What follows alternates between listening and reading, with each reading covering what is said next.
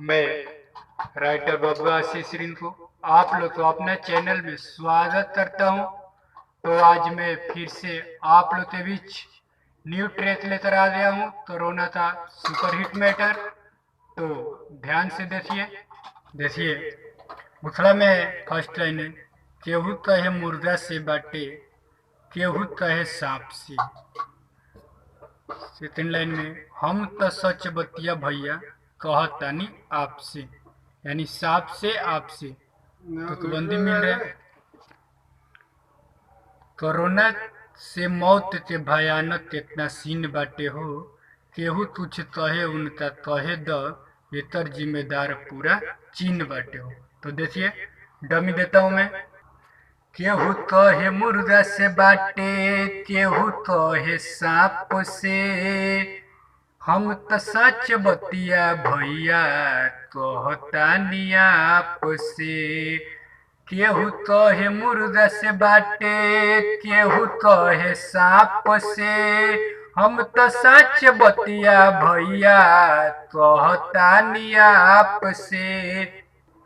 Corona से मौत के भयानक कितना सीन बाटे हो, एकरा से मौत के भयानक कितना सीन बाटे हो, सीन बाटे हो। केहू तुच्छ कहे उनके कहे द, केहू तुच्छ कहे उनके कहे द, एकर जिम्मेदार पूरा चीन बाटे हो। केहू तुच्छ कहे उनके कहे द, एकर जिम्मेदार पूरा चीन बाटे हो।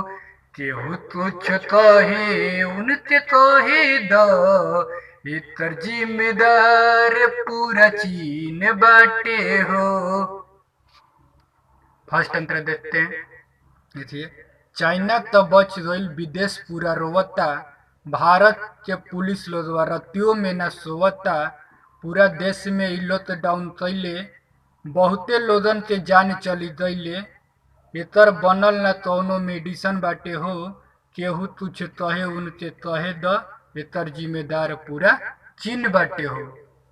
चाइना तो बच गईल, विदेश पूरा रोवता, भारत के पुलिस लोगवा रतियों में न सोवता। चाइना तो बच गईल, विदेश पूरा रोवता, भारत के पुलिस लोगवा रतियों में न सोवता। पूरा देशवा में लॉकडाउन कइले, बहुत लोगवन के जान चली गईले। पूरा देशवा में लॉकडाउन कइले, बहुत लोगवन के जान चली गईले, एकर बनल ना कौनो मेडिसिन बाटे हो। कुछ कहे उनके कहे द, एकर जिम्मेदार पूरा चीन बाटे हो। केहू कुछ कही उनके कहे द, एकर जिम्मेदार पूरा चीन बाटे हो। देखिए, आदेश साहिल कहे हर जगह रथ सफाई हो, कोरोना से लड़े वालन के देश न भुलाई हो। बबुआ आशीष इनको सेवा में विलीन बाटे हो। केहू कुछ कहे उनके कहे द, एकर जिम्मेदार पूरा चीन बाटे हो। तो डमी देता हूँ। आदेश साहिल कहे हर जगह रथ सफाई हो, कोरोना से लड़े वालन के देश ना भुलाई हो। आदेश साहिल कहे हर जगह रथ सफाई हो, कोरोना से लड़े वालन के देश ना भुलाई हो। बबुआ आशीष रिंकू सेवा में विलीन बाटे हो, सेवा में विलीन बाटे हो। केहू कुछ कही उनके कहे द, एकर जिम्मेदार पूरा चीन बाटे हो। केहू कुछ कही उनके कहे द, एकर जिम्मेदार पूरा चीन बाटे हो। यहीं पे वीडियो समाप्त होता है।